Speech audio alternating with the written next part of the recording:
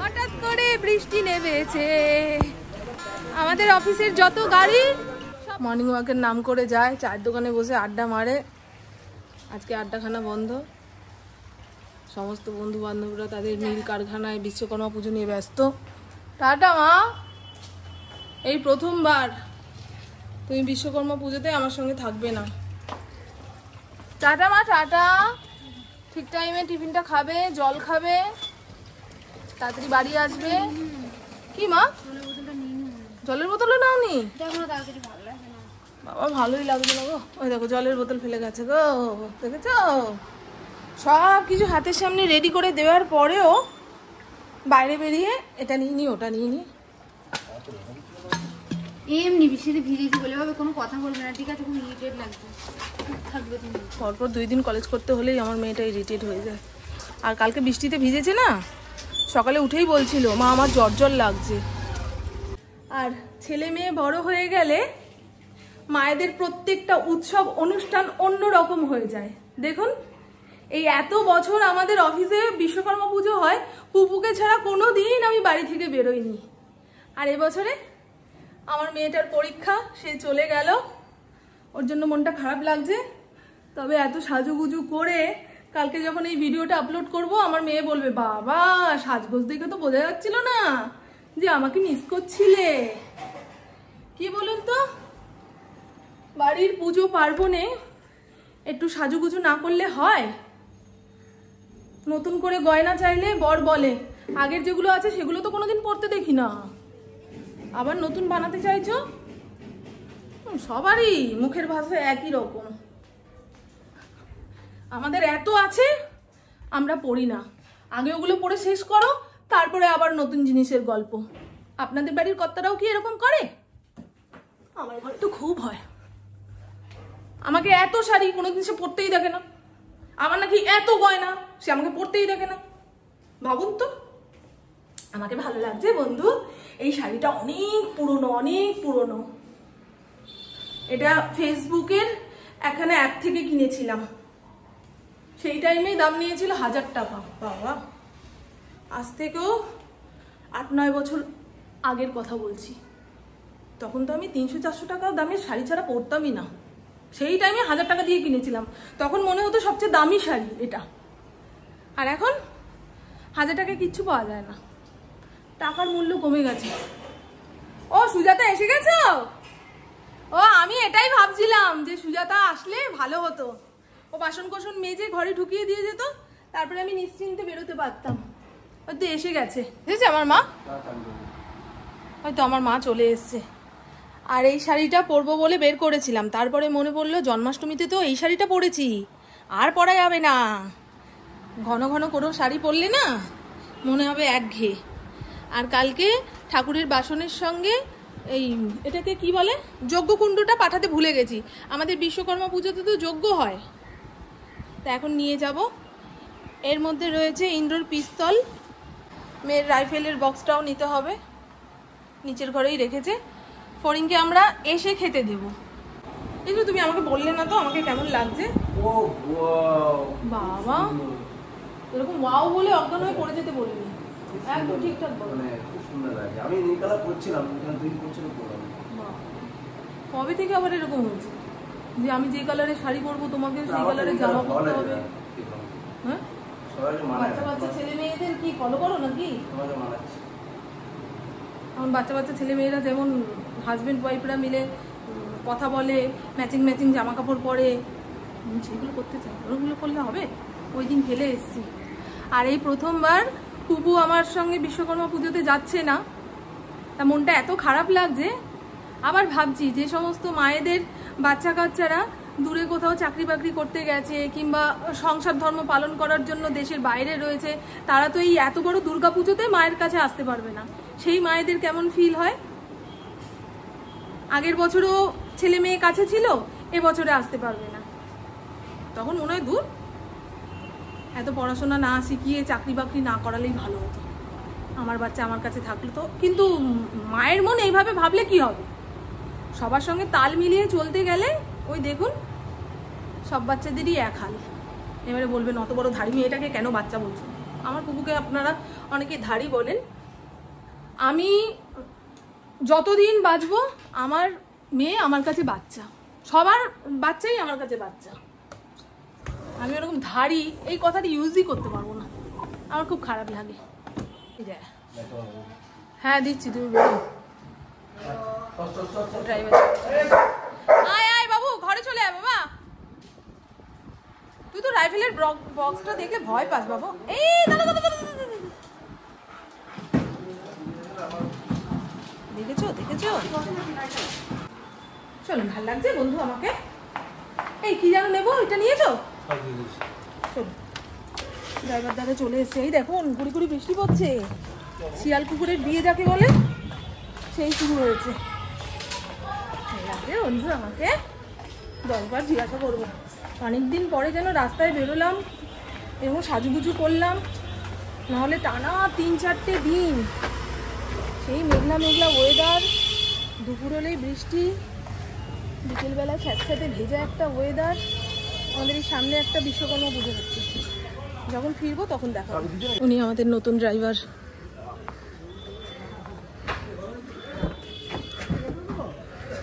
হ্যাঁ নিচে দাও ভাই, নিচে দিয়ে দাও। হ্যাঁ পা তুলে বসে থাকবো।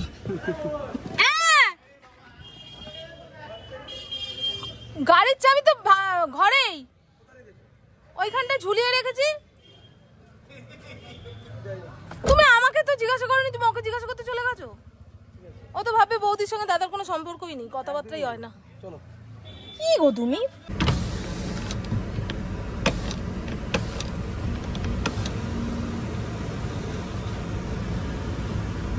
এইটুকু রাস্তা গাড়ি করে যেতে গিয়ে দেখো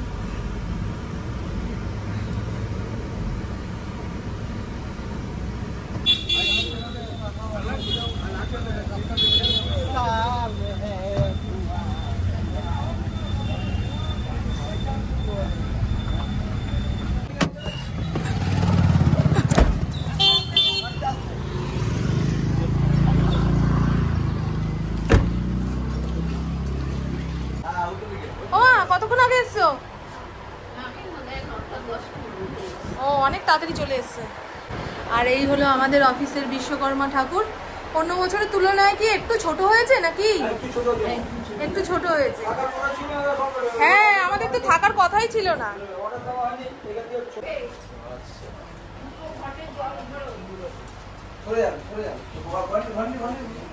জামাইবাবুকে একটু বাইরে বসে রেস্ট নিতে বলো, তারপরে কাজকর্ম শুরু করো, নাহলে উনিও অস্থির হয়ে যাচ্ছে। মা বলছে এক কথা, ইন্দ্র বলছে আরেক কথা, ওনার মাথা কাজ করছে না। আমার বড় নন্দার কথা বলছে। এর মধ্যে আমার ক্যামেরার স্ট্যান্ডটা রয়েছে, বুঝেছেন? সেই জন্য এটা নামানোর তাড়া লেগেছিল আমার। এই ছোট স্ট্যান্ডটা নিয়ে এসেছি। হ্যাঁ মা, হ্যাঁ জামাইবাবু আপনি একটু বাইরে আসেন, আমি দেখি একটু বাইরে আসেন, নালে এতজন ঘরের মধ্যে। হ্যাঁ না না, হ্যাঁ শীষটা ওপরে থাকে তো। হ্যাঁ তুমি নাম সিঁদুর না মাখাতে পারলে রেখে দাও না, ঠাকুর মশাই এসে ঘরটা বসাবে। ওনার আর পুজোতে কাজ কি? ওই দুটো ওরা যেভাবে খুশি বসা। না তোমাকে এখন দরকার নেই, সবই এনে দিয়েছে। সব বসানো আছে তোমার?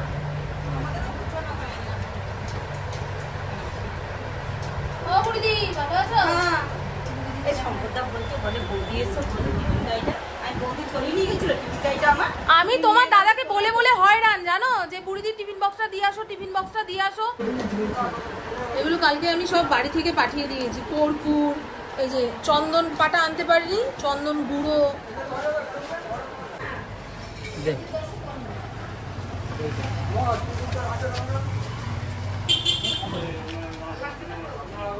এখন দিলে শুকিয়ে যাবে বলছে। হ্যাঁ এটা তো ঠাকুর মশাই দেবে। হ্যাঁ আপনি মালা নিয়ে দৌড়াচ্ছেন কেন? কাকে পড়াবেন? এটা কি জল দিয়ে রাখলাম? হ্যাঁ রাখেন না, হয়ে গেছে। পুজো করতে আসি। আরেকটা পুজো? আরে আমাদের গাড়ি ঠাড়িগুলো পুজো করবেন না?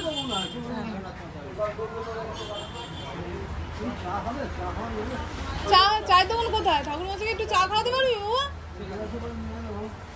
পুজোর জোগাড় হয়ে গেছে, ঠাকুর মশাই বসে রয়েছে, উনি একটু চা খেয়ে নিক, তারপরে পুজোয় বসবে। এটাই ওনার লাস্ট পুজো আজকে, বলেই দিয়েছে। কিন্তু সকালবেলা ফোন করেছিল যে কখন আসবে ঠিক করে বলো তো। বলে ওই তো সব পুজো ছেড়ে লাস্ট পুজো তোমারটা করে বাড়ি ঢুকবো। উনি তো অসুস্থ, আমাদের ঠাকুর মশাই অসুস্থ।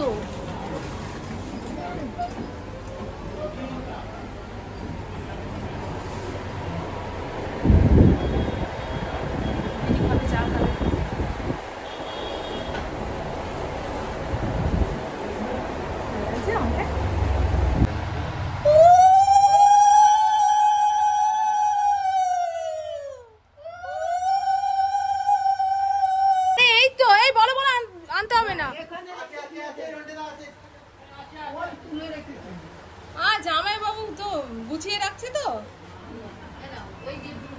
চন্দন গন্ধ পুষ্প বিল্ল পত্রাঞ্জলি নম শ্রী বাবা বিশ্বকর্মা দেবতায় নম।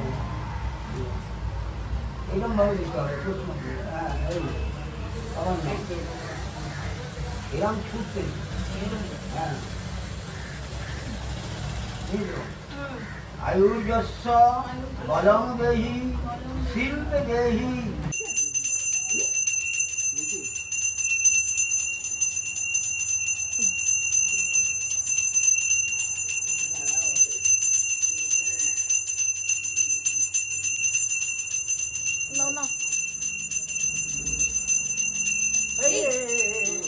ও আমাকে নমস্কার করবে। হ্যাঁ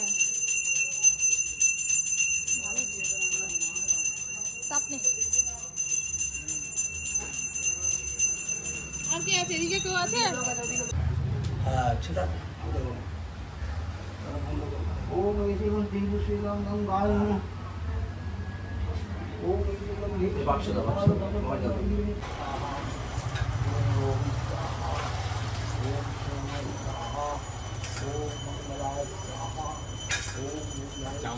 বেলপাতা দিয়ে দিয়েছে, 28টা বেলপাতা পড়ে গেছে। এখন সব শর্টকাট।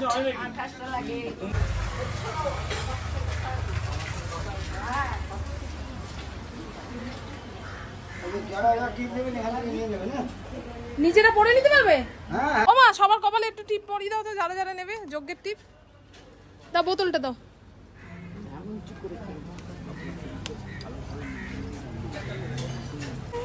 হঠাৎ করে বৃষ্টি নেমেছে, আমাদের অফিসের যত গাড়ি সব মাঠে দাঁড় করানো, কিছু গাড়ি বেরিয়েও গেছে।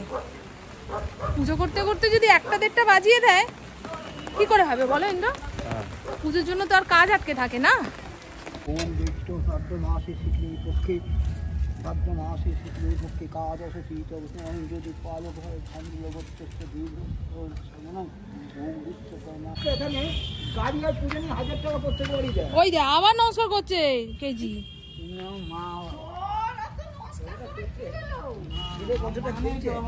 কি জানি ছেলে এখন জগায় না মাথায় বুঝতে পারছি না। মাথায় হয়ে গেছে,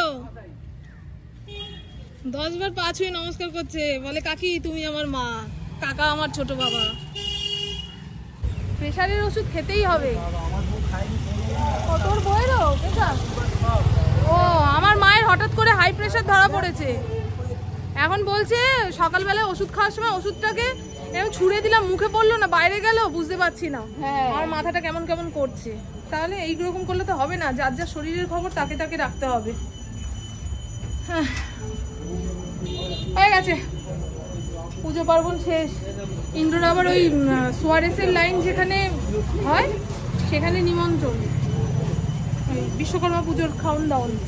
ওমা তুমি তাহলে সবাইকে ভাগে যোগে সমস্ত দিয়ে দাও, আর যে ফল টল আছে সেগুলো বাড়িতে নিয়ে চলে যাও। আমি বাড়ি চলে যাই। হ্যাঁ ফরিনকে খেতে দিতে হবে আমার। হ্যাঁ শোনো আমার দিকে তাকাও, হু হু করো না। আমি তাহলে বেরিয়ে গেলাম। সবার হাতে একটা করে বিরিয়ানি দিয়ে দেওয়া হবে। আগে প্রসাদ মেখে ঝুঁকে মা ওদের হাতে দিই।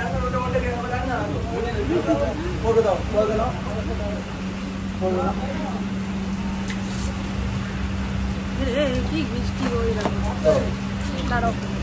হ্যাঁ ব্যাগের মধ্যে চাবি আছে। সব নিয়েছি ইন্দ্র, বারবার এক কথা বলো না আমায়। তারপরে আমি আসছি। আর সরছে না, টাটা, তাড়াতাড়ি চলে আসবা।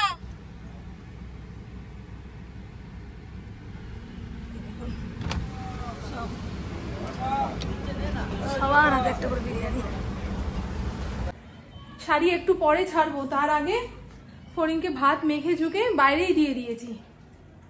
ওই ড্রাইভার দাদা এগুলো রাখতে এসেছিল তো, ও তো আবার লোকজন পছন্দ করে না, ওনাকে থাপ্পড় দিয়ে বাইরে পাঠিয়ে দেবে, আর না হলে এই সমস্ত জিনিস হাত থেকে পড়ে ভেঙে যাবে।